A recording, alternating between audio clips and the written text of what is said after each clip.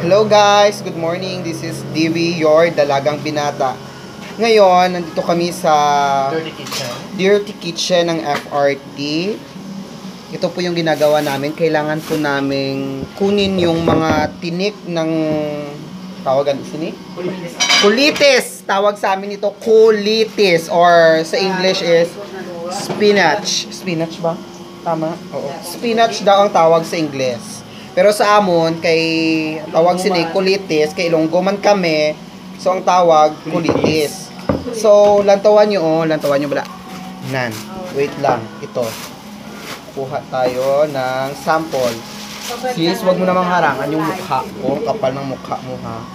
Huwag kang wag nang interrupt yung video ko. Char lang. Ito guys, meron siyang mga tinik-tinik. Tingnan nyo po. Ito. May mga tinik-tinik siya. Siyempre, kailangan natin siyang tanggalin kasi kapag naluluto na siya, kapag kakainin, baka mabilaukan tayo kasi masakit ito. Ito, kailangan natin siyang tanggalin. Yan. Kailangan mo siyang tanggalin yung parang thorn ng kasi tingnan mo, matigas talaga siya, guys. Ito, matigas siya. As in, talaga siya, masakit. But if nakain nyo to siya, tapos nag-stuck dito sa niya, sa lalamunan nyo, masakit kaya. Mas better. Samo na tawag dito, Jay. Anong tawag sa inyo? Ha? Samo na yung pagkausang kabayo. Uy! Kaya pala paborito ko kasi pagkain daw ng kabayo, sabi ni Aa.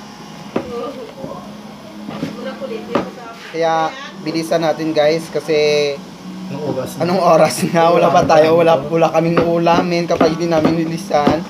So kailangan dahan-dahan mo lang yung pagkuha kasi minsan na basta matunok.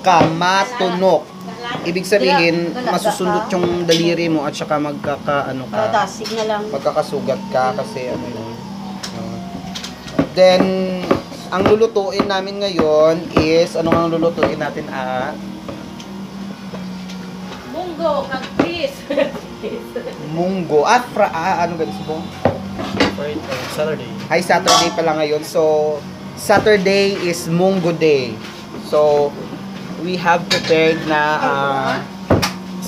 squash, kalabasa, syempre, our favorite, talong, at saka ito nga yung kung paano magtanggal ng spinach.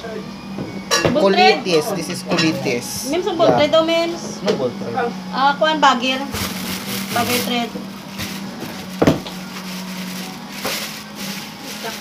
Ito. At saka yung main niya, isda.